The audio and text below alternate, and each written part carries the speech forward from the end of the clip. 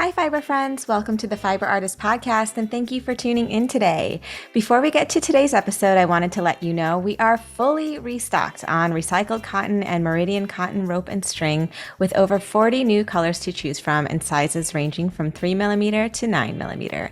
And you can get 15% off. That's right, 15% off all of your favorite fibers at neuromastudio.com using the code PODFRIEND. Rope, wool, yarn, string, recycled silks, head over to neuromastudio.com and enter the code PODFRIEND at checkout for 15% off. And don't forget to check out the Neuroma Studio outlet online at neuromastudio.com, where we list samples, irregular size rolls, one-off fibers, and discounted colors for a fraction of the retail price. Okay, now for today's guest. Joining us today is the talented fiber artist Emily Nicolaides, calling in from the beautiful island of Cyprus. Emily spent the last few years playing, exploring, and experimenting specifically with the woven circle. And in her new book, Amazing Circular Weaving, she shares all of her discoveries and secrets. We chat all about making her book and her big move from the state of Virginia to her new home in the Mediterranean and what might be next for Emily. You can find her online at emilynicolaides.com and on Instagram at emilynicolaides. You can get a copy of her new weaving book, Amazing Circular Weaving, published by Abrams Books, on Amazon and wherever you go to get your books. Now, without further ado, here's Emily. You're tuning in from Cyprus. I cannot wait to hear all about your move and your adventure. So when we started, I think when we connected on Instagram many, many years ago, you were in Virginia. Is that right? So I lived in Richmond, Virginia. Yeah. Okay, yeah. And when did you move? I moved a little over a year ago. Okay, wow. I'm sure the adjustment has been crazy.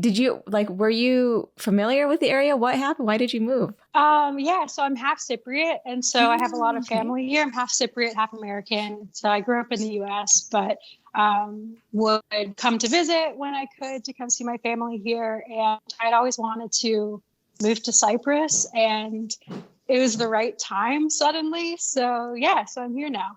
Awesome. And you were born in America. Is that right? Yes. Okay, cool. So are you getting like a dual citizenship or right now is it a short-term move or long-term? I do have dual citizenship. And I don't know, originally I said I would stay for a year, and now it's been more than a year and I don't have any plans to go back yet. And so nice. I guess I'm here until there's a reason or an opportunity somewhere else. Yeah. Okay. So actually, before we get into all of it, because I want to hear all about how the move was initiated and everything around it, plus the book. So, but first, can you just introduce yourself and let people know where they can find you online? Sure. My name is Emily Nicolaides, and you can find me online at Emily Nicolaides, long last name, Greek last name. But you can find me online there. Okay, awesome. And I'm sorry, I interrupted you when you were saying your Instagram. It's also Emily. Oh, at Emily Nicolaides. Okay, just your full name. Okay, sorry. perfect. I think there's like a little bit of a lag. I know. Yeah, it's just my name. Okay, awesome. Well, I can't wait to hear all about your weaving journey. I know that like I mentioned, we have been Instagram friends for a while now. But I've seen you kind of go through some evolutions, and finally, like this last kind of big, I think, rendition of what you're working on is, focused on round weaving. So I would love to hear about how, you got started in your journey and how you ended up where you are now. Yeah. So, God, where do I start? I have always done fiber art. It's something that my grandmother's taught me. My maternal grandmother, who was from Virginia, she taught me how to crochet and braid and use a sewing machine. And my paternal grandmother here in Cyprus, she taught me how to knit. And both of my grandmothers always did fiber art. So it's something that I was around a lot. I didn't really think anything of it. It's just something I enjoyed to do. Whether I was with my grandmothers or even on my own, I used to hand sew these little pillows for my dolls when I was really little. But I didn't think anything of it until I went to school for art history and studio art. And I didn't have any textiles classes in college. I went to a small state school, and the department wasn't big enough or something like that. But I came across textiles repeatedly in my art history classes. And I was like, finally, towards the end of my college career, connected the dots like, oh, what my grandmothers have been doing, I'm studying now, a different version, different iteration of it. But it made me realize that like there was something to it. It made me think about what my grandmothers had passed down to me more critically. And so when I graduated from college, I went to a school and took my first weaving workshop, Penland School of Craft. I got a scholarship to take this 2-week weaving workshop. And from the first day, I was in love. And that was it. I've been weaving ever since. When you took the weaving class, so you were in Virginia at the time? So I was living in Virginia. It was 2013, and I just graduated from college. Mm-hmm. And I didn't know what to do after college. I mean, I had an art degree, and one of my professors in college had recommended that I think about going to the school in North Carolina called Penland.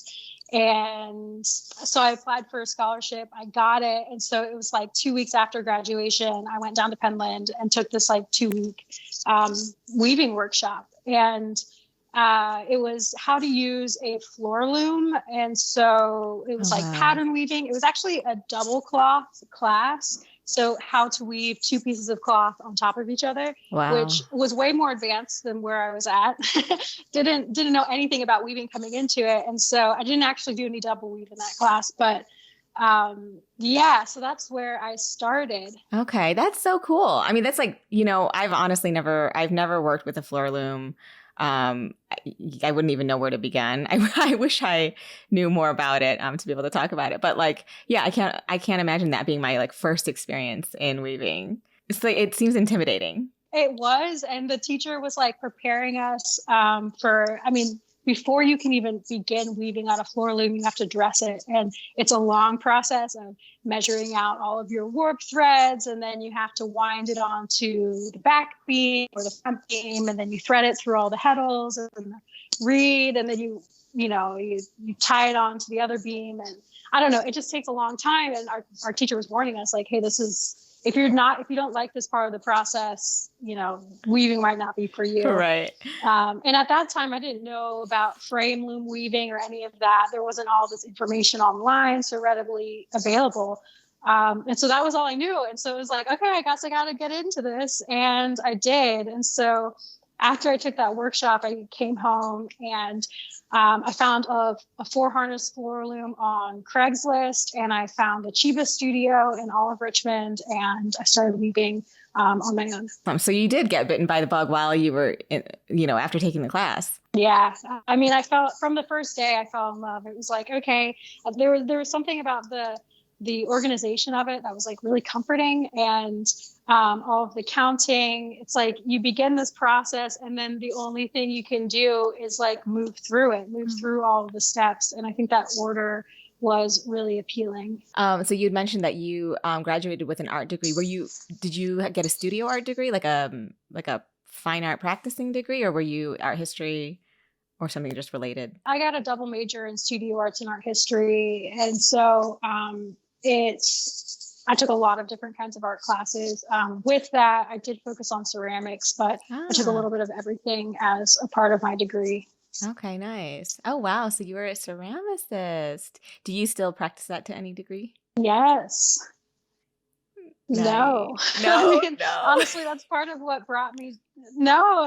I mean, that's part of what brought me to weaving is I was working on my senior thesis project, and I like hand built all of these sculptures, and I had made my own clay body. It was like a white stoneware, and I made my own glaze as well. And it was like this light yellow glaze. I think there was like some iron in it or something. I don't remember the recipe, but I had done all these tests before I fired the work, and they came out great. But when I fired the work at scale, and these were, I don't know, like 24 inches tall, I opened the kiln and they immediately all started to just crumble. They did this thing called, they shivered. So the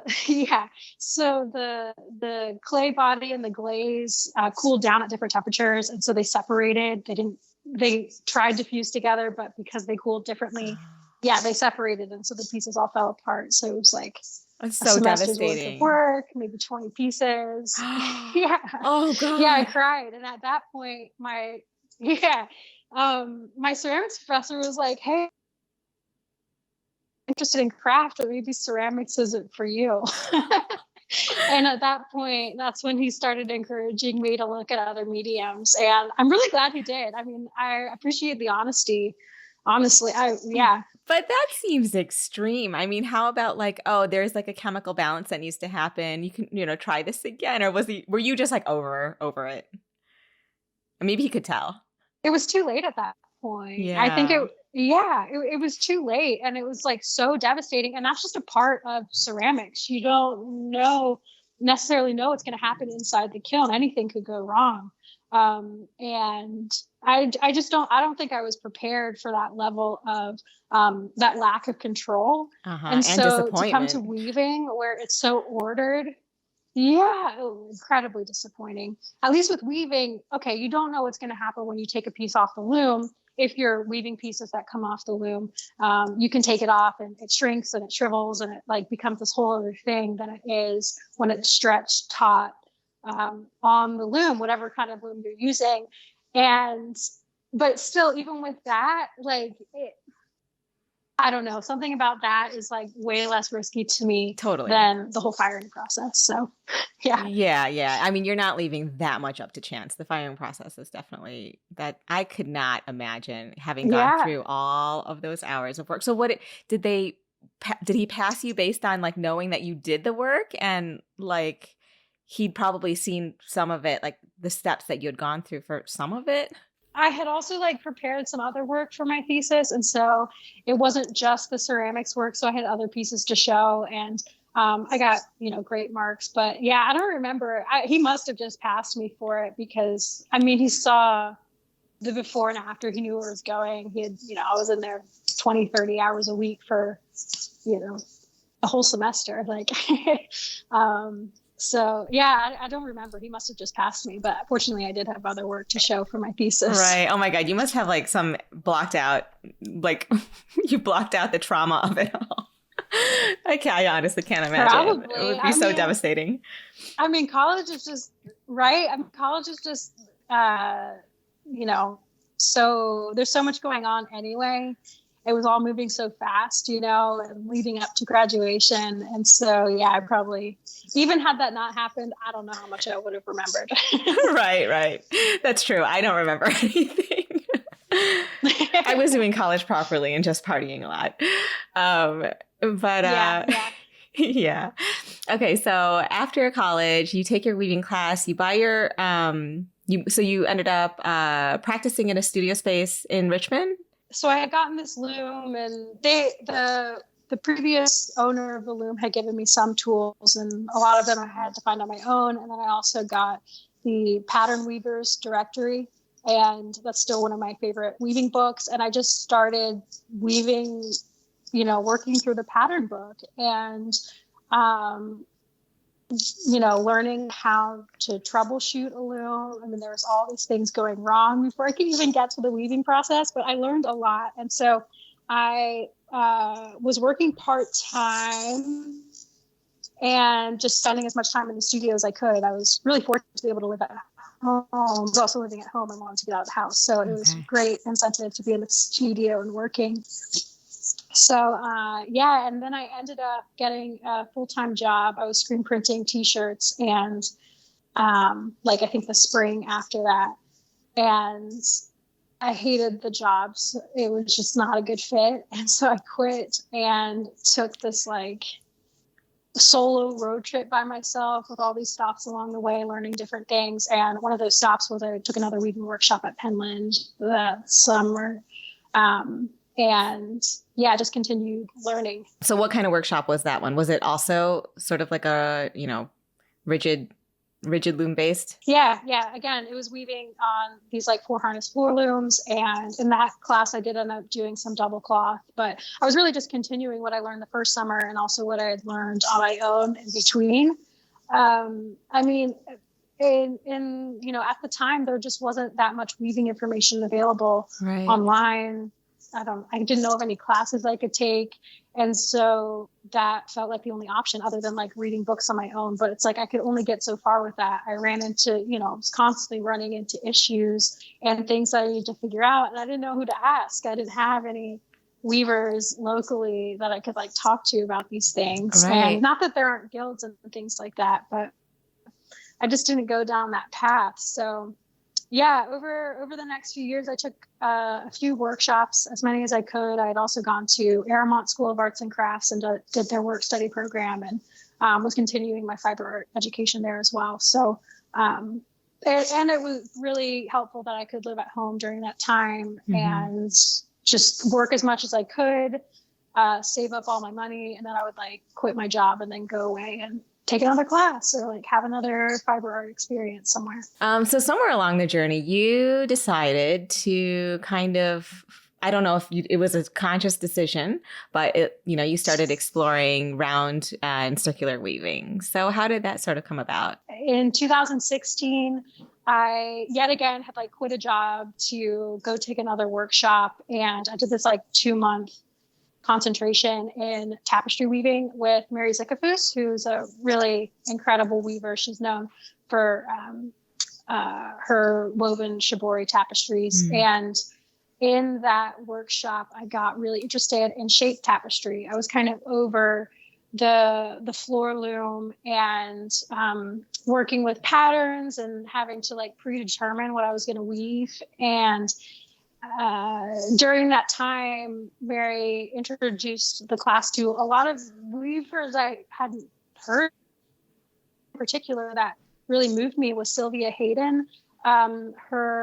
She came out of the Bauhaus and then ended up at the Black Mountain College in North Carolina, and she was known for weaving these large tapestries where she would take a shape and repeat it over and over and over again. And the only thing she knew when she went into the work, she knew what shape she was going to work with, and she knew what color palette she was going to work with. And then she kind of, treated it like painting. She would sit there and weave the piece. And so finally coming to a place where I could see how, okay, you don't have to have a plan right from the beginning, know exactly what you're going to do with every pass. That really spoke to me. And, she would take these pieces off the loom, and what started out as these like perfect rectangles, she would take them off and they had all these like wavy edges and curves to them that naturally occurred because of the way she was weaving the piece. Right. And that was really exciting to me. And so at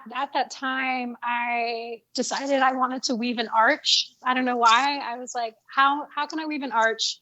How can I make the warp like radiate out from the center? And so with a lot of help, I built this like, I don't know, I think it was like 5 or 6 feet tall frame loom just from some 2x4s with nails. And I think I had to try and warp that loom maybe 10 times before I figured it out. But that was really where the radial warp came into play for me. And so when I came home, I wove another arch in a different color palette, and it kind of went from there, and I ended up weaving more circles and ovals and that kind of thing. I mean, I've been following along on the journey especially with the circular weaving, because I think that's been most prominent in, at least the past 2 years, I think. You just launched a book. I'm going to hold it up. Amazing Circular Weaving, which is so beautiful. You guys, you have to grab a copy of this. I'm sure it's everywhere you get books, right? Amazon and your website, probably. Amazing Circular Weaving. It's all round weaving. Tell me, how did the book come about? Again, I don't know, long journey. I mean, from 2016, I started getting interested in these radial shapes, and I started teaching workshops. And then in teaching workshops, I was constantly learning more about what you could do in a circle. And I was really interested in not just working with the first few techniques that I learned, but trying to figure out, okay, what else is possible within the circular format? I didn't see anybody working, with circular weaving like that. And so I had a background in pattern weaving. I was well equipped to kind of figure this out. What are the possibilities here? And so I ended up running this after, I mean, I've done lots of in-person workshops, and then I brought my teaching online in 2019, which was just in time for the pandemic. And so at, I don't know, towards the end of 2019, I started the Year of Circles weaving program. And for 12 months, I released a new pattern for a circular format. And that program really pushed me to continue to learn more about how, you know, different techniques bring new things in, try and do things that my students had never seen or done before. And I don't know, I had that program really allowed me to fund the research in order to do that. And so at the end of 2020, a publisher reached out to me and asked, they were looking for somebody to write a book on circular weaving, and they asked me if I would like to, and I was like, yes, like I have everything. I've done the research. I'm ready to write this book. And so from there, I put together a pitch, and yeah, now there's a book. I have to say, like, I'm marveling at, you know, when you stay within the confines of the of the circular shape, I'm marveling at how many variations and how many different like styles and patterns, and, you know, not just in, you know, a difference in color, but it's just like you found so many different ways to create, you know, certain imagery and just pattern work that it's kind of incredible. Because some people think like maybe if you're limited to something that you run out of ideas. But I think what's super cool is to see that, you know, in the past, you know, year or two or three, that you have been exploring just like one shape, that you've been able to pull out so many different kind of techniques within it. So I just think that's really cool. I mean, I wonder if maybe more people should like really just hone in on one area so that you can challenge yourself to see how creative you can get with it. When I was learning weaving beforehand, before all these circles began, I felt like one thing that was really challenging for me was, what do I make? What, and when I make something, why am I making it? What does it mean? Having an art background and coming from an art school context where I had assignments, there were boundaries set up.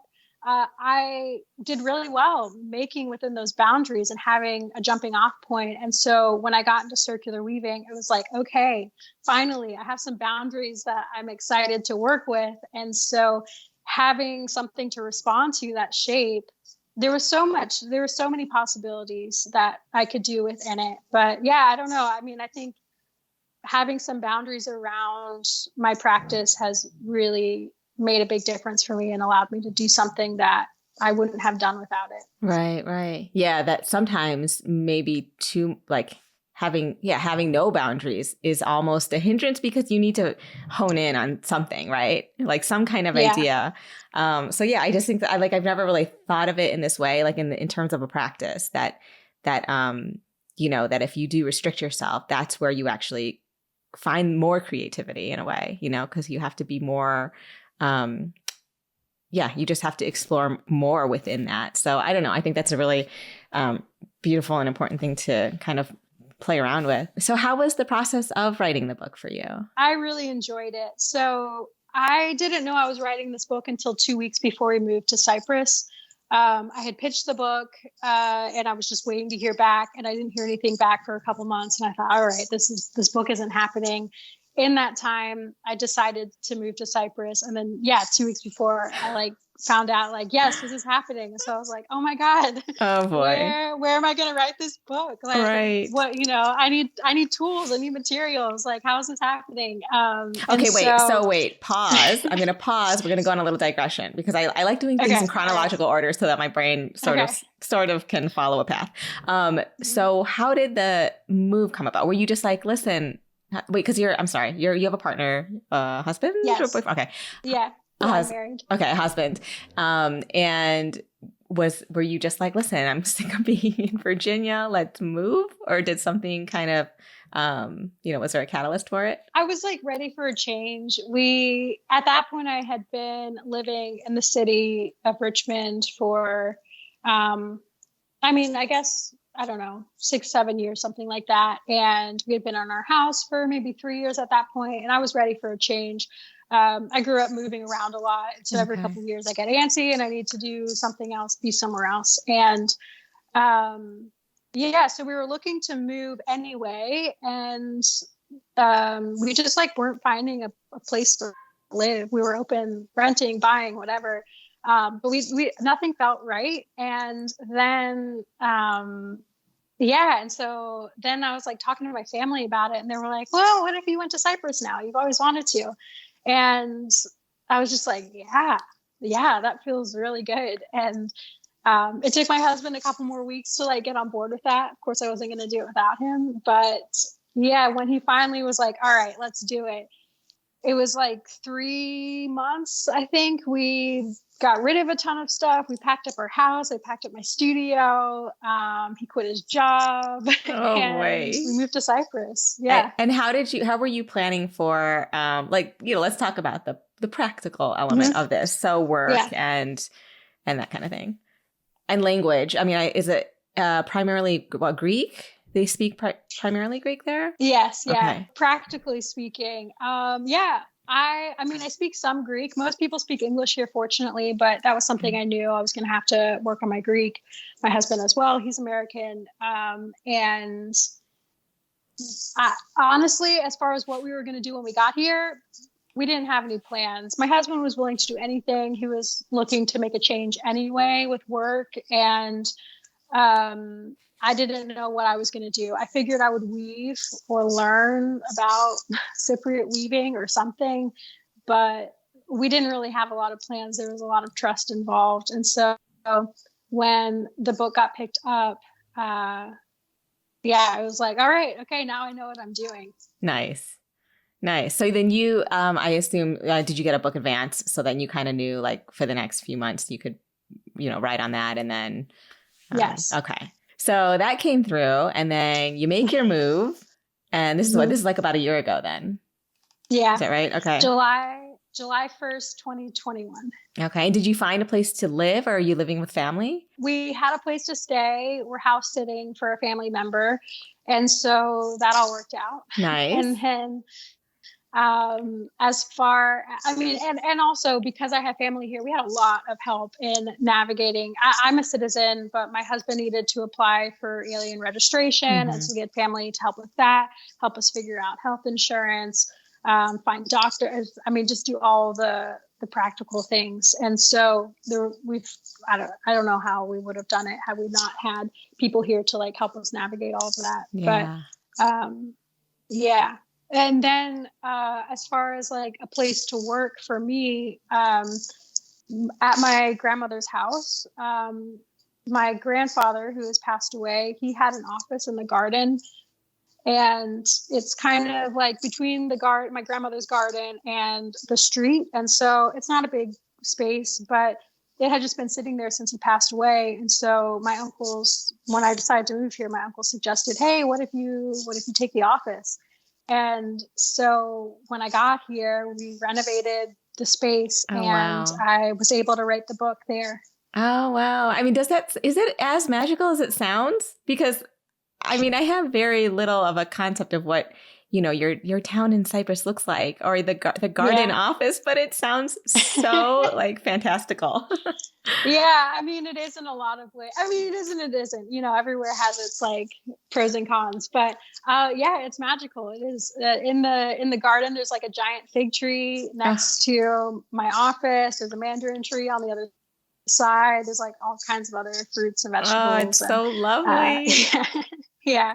And because, I mean, one of the big reasons I wanted to come was to spend time with my grandmother. I mean, we had never lived in the same place before and only seen her, a couple weeks at a time here and there. Yeah. And so it's been really special to get to see her pretty much every day. I mean, when I go to work, I stop in, we talk, I go do some work. And then after work, I talk to her some more. And that has just been a really incredible experience I didn't think I would ever have. So how long did it take you to finish? Like, when did you turn in your manuscript? I think I was officially done March or April of this year. Okay. 2022.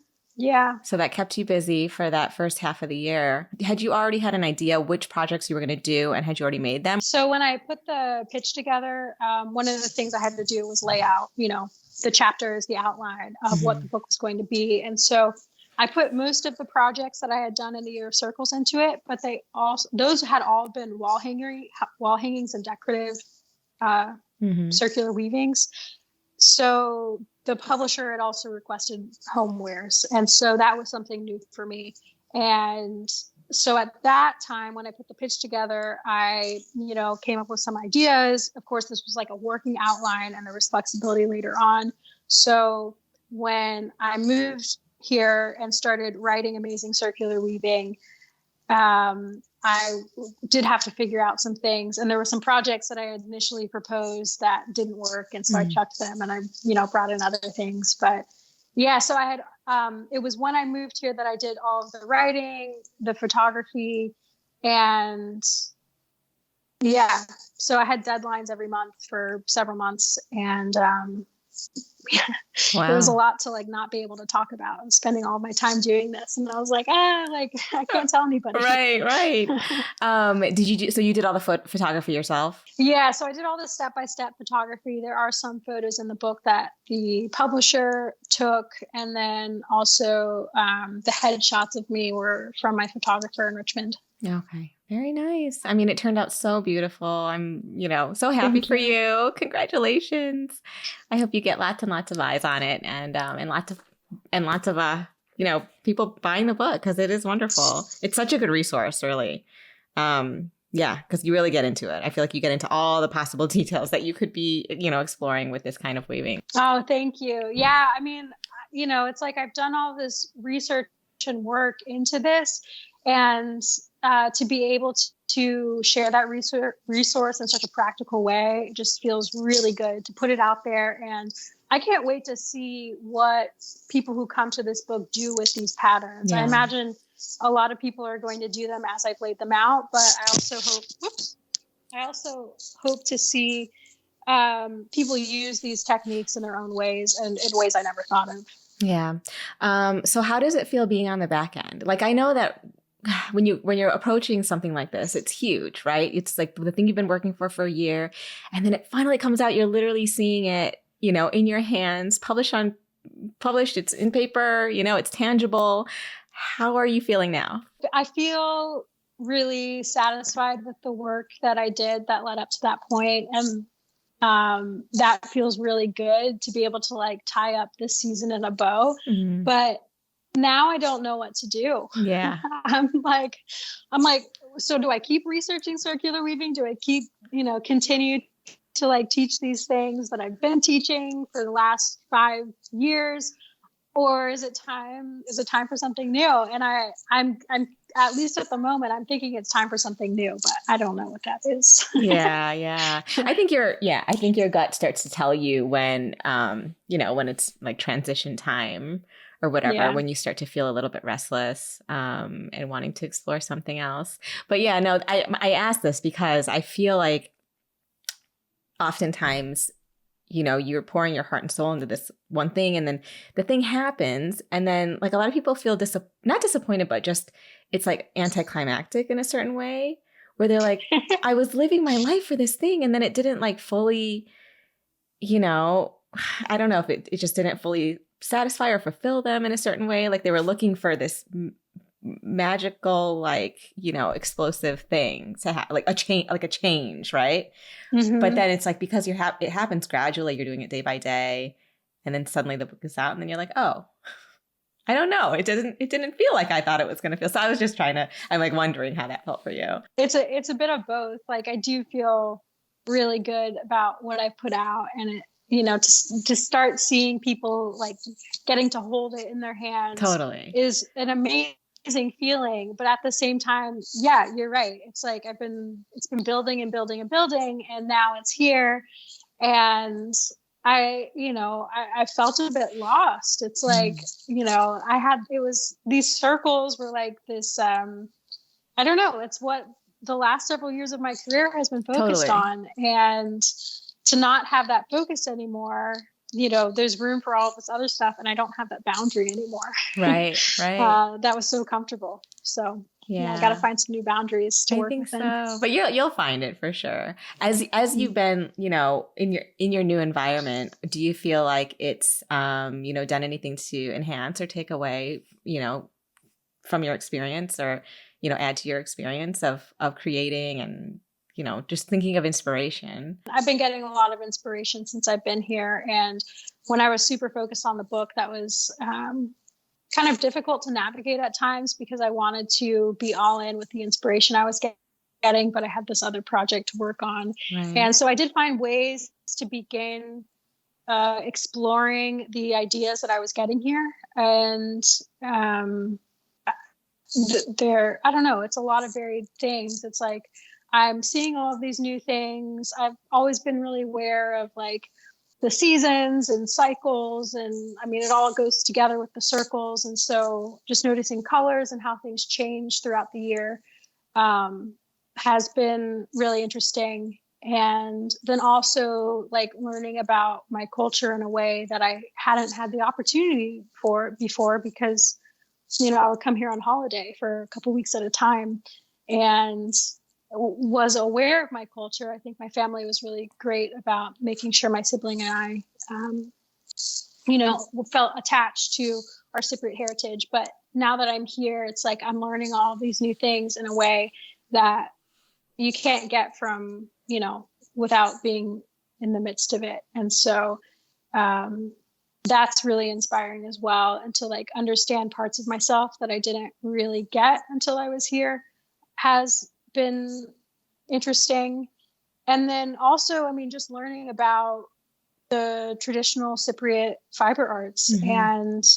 And this week I took a workshop in a traditional Cypriot weaving style called Fikiotiko. And cool. It's something that I've seen all my life, but I had this opportunity to go to the village where this style of weaving originates from, Fiti. That's what the weaving is named after. And weave on this antique loom with these women whose family has been doing this style of weaving for generations. And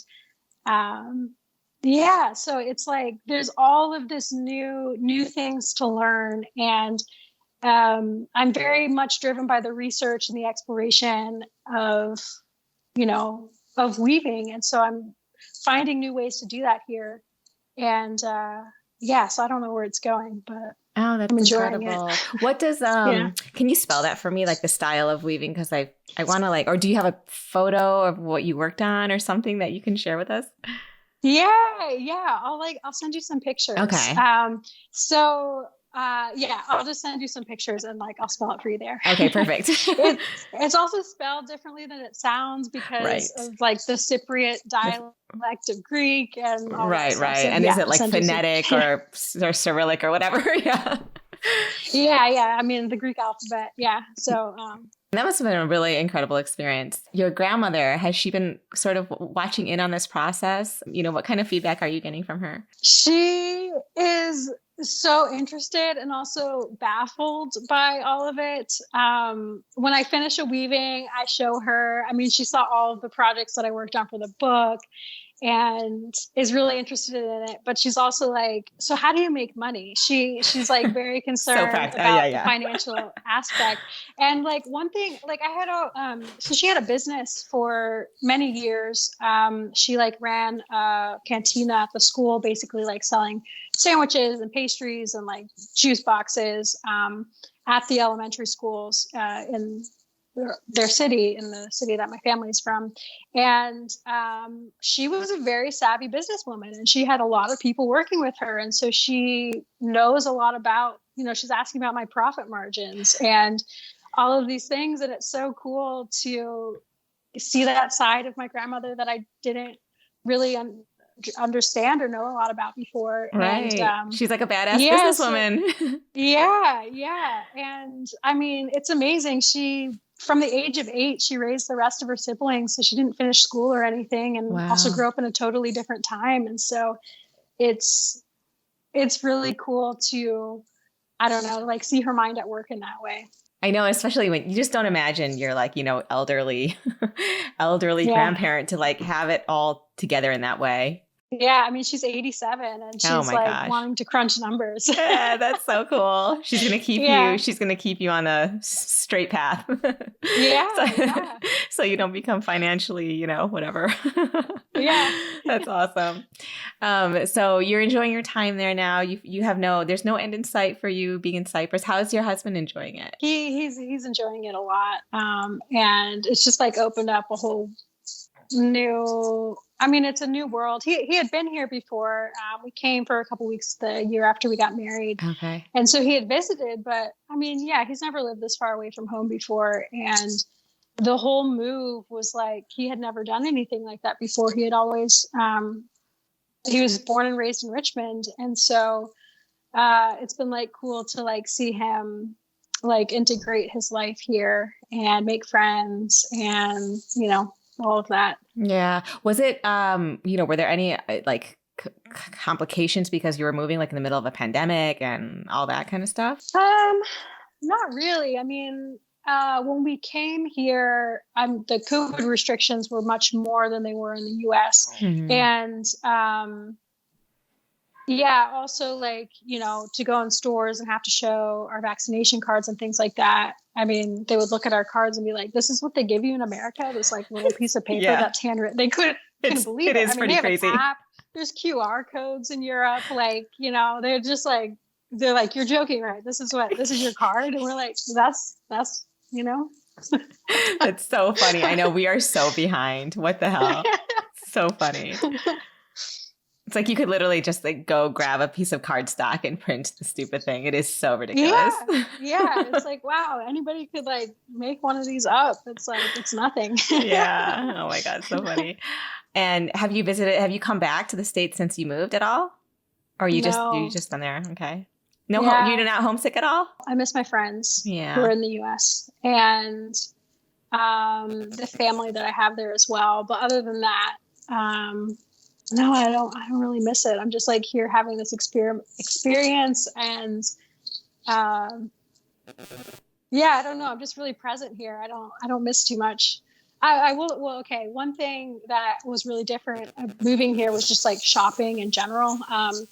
You can get Amazon here, but there's like no warehouses. Like shipping times are really slow. It can take, just ordering skincare products or whatever. It can take 2 weeks, a month maybe to get here. And so you really have to buy things in stores for the most part, unless you're not in a rush. And then, yeah, I don't know. There's no Target. It's like, if you want groceries, you go to the grocery store. If you want home goods, you go to the home goods store. If you want shoes, you go to the shoe store. There's nothing like you can just there's no big giant big box store or whatever. Yeah. That has everything. No, not really. Yeah. That's kind of nice though. Yeah. I feel like that'd be really refreshing. Yeah. It's like, I remember because I studied abroad in Italy. So, I mean, it was like, even the grocery store, it was like not even the place where people really went for food. It was like, you go to the special meat market for the meat. And then you go to like, you know what I mean? It was just, everything was more specialized and definitely just like better quality. Yeah. Because you're going to all these individually specialty shops or whatever. Yeah. But yeah, I mean, especially that's the charm. food. That's the charm we don't have, I think, living here. I mean, there's benefits too. It's like, it really is. I have days where I'm like, oh my God, I just need a couple things. I wish I could just go to Target and just like pick them up and be done with it. But no, I have to like think about all of these things in a different way. And also like just the pace of life here, living on an island, it's slow and people aren't in a rush. And there's this Greek saying, siga siga, which means slowly, slowly. And especially when we first moved here and we're like trying to do all these things and I'm trying to get the studio renovated so I can start the book and we're figuring out how to live here. And my family just kept saying siga siga. And I was like, I'm still getting used to that. Wow, yeah. Well, I mean, actually, when you said that you renovated the studio, I'm shocked. Like, was that so much harder? I feel like just even get materials and I don't know how did you even find people to help out, or did you guys do it yourself? Family, friends helped renovate the studio. I mean, yeah, we have a plumber. This has all happened since I lived here, but yeah, we have people to work on this stuff. So It was like, I needed it painted. And we called this guy that my dad grew up with to come paint the studio. We needed to have new floors in. So we called the floor guy. And so it's just, I don't know, having family here, it's like I have all these connections already. I just have to ask. And so That's awesome. there was some stuff that, I did on my own, but no, I've had so much help. Yeah. So yeah, Cyprus is an island, which I was not even thinking about. Are you often, spending time on the, at the beach or near the water, on the water? So I live about 10 minutes from the beach, so I go pretty regularly. And yeah, I mean, it's like, so I live in Limassol, which is like the kind of the middle of the southern coast of Cyprus. And so there's like 4 major cities, and anyway, depending on what city you go to, the beaches are totally different. So I've done a lot of road trips going to different beaches, different landmarks. The mountains here are amazing as well. And so going to the mountains and doing different things. And you probably don't have 4 seasons there, do you? no, we do. Oh, you do? Actually. That's a good question. So it's on the same, what is it? Longitude? Latitude? Latitude. The one that goes like this? Yeah, latitude. Whichever one. It's the same as Virginia. Oh, okay. So, yes, okay. Summers are really hot, 100 plus degrees. But then, yeah, we have a proper fall. It snows in the winter. I did not realize that. Spring is green. Yeah. The weather is different in a lot of ways. Like it pretty much only rains in the wintertime. And if there's like not enough rain to fill up the dams, and there's like water issues throughout the rest of the year. But I think there's like an average of 325 days or something of sunshine every year. So really beautiful weather. Nice. But yeah, we get I'm jealous. I'm fully jealous. I want to move to Cyprus. So nice. Oh my gosh. It's good. So I know you're in a season of new exploration, or you're about to embark on one. Are you like feeling like you're gravitating toward anything in particular, or are you still really just kind of at a point where you don't know? Yeah, I don't know. I'm just kind of learning things as they come, as I'm interested, just trying to follow the lines of, I don't know. Yeah. But I think that's how like proper research goes, totally. Right? It's like you start something and you just see where it leads. You have a hypothesis and you like, it'll take you happens. somewhere. Yeah. Yeah. And so, so I don't know. Right now I'm into learning about Cypriot fiber arts. There's already a lot of fantastic resources on it. So, unless I see a hole or a gap somewhere that needs to, be filled, I can't imagine how much I could do with that. But, there's going to be something. I don't know. I'm just reading a lot and going places and meeting people and exploring. That's great. It's great. It's so like fortunate to be able to do that and sort of just, go in with an open mind and heart and see what happens. Yeah. Yeah. Do you have I feel very lucky. Yeah, definitely. Do you have any advice for people who are, either starting out or maybe who feel stuck in what they're doing? Any words of wisdom? You mean like with fiber art specifically? It doesn't have to be. It may be creativity in general. It could be. Yeah. I think just follow whatever is exciting. And if it's not exciting anymore, adjust. Try something else. Like see if there's a different way to go about it. Yeah, I think that's great advice. Yeah, if you're not having fun doing something, it doesn't mean you have to, necessarily even see that one piece through, for example, right? You can put things down. Oh, yeah. Start new God. ones. I don't know how many pieces I've started and I'm just like, nope, this isn't it. Like, it's not working. The colors don't work. I don't know. Forget it. Right. And sometimes we feel like, oh, I've invested all this time in this thing, so I can't leave it. And da-da-da. It's like sunk cost fallacy. You just, you know what? You can leave it and then, see where another idea takes you, and it will feel much more exciting, I think, when you're on the right track. Yeah, it's true. And it's like, okay, so maybe you put all this time into something and it didn't work. Well, at least you know all these new things about what doesn't work. Right. Oh, yeah, absolutely. Yeah. Well, awesome. Thank you, Emily, so much for chatting with me. This was great. I loved hearing all about, the making of the book, and Cyprus. And I really do. I want to travel now because I feel like we have not gone anywhere since, for, I don't know, years. Yeah, So, yeah, come visit. I would love to. That would be amazing. I mean, honestly, like a Greek islands and a Cyprus trip and Turkey, like all in one would be amazing. Like total dream trip. I love that. Yeah. Yeah. So much happening and so much to do in this part of the world. I know. Yeah, it's different. But yeah, just there's so much culture. And I feel like we, as Americans, and I'm not saying this necessarily in a bad way, but we miss out on the world is huge. There are so many things to see and so many cultures to explore. So yeah, traveling's good. I'm glad you've been able to go do it and, just open your experience. It's amazing. Yeah, thank you. Thank you so much for having me. I've been a long time listener of the Fiber Artist podcast, so it's really cool to be here with you and talking with you. Thank you for listening. I know I do not record enough. I get, into my own weird rut, but the thing is that like I love every conversation I have. I'm like, why don't I do it more often? But it just makes it more exciting as a listener when you do come out with an episode because it's like, oh yeah, all right. Oh yay, good. Yeah, this was great. Thank you so much, Emily.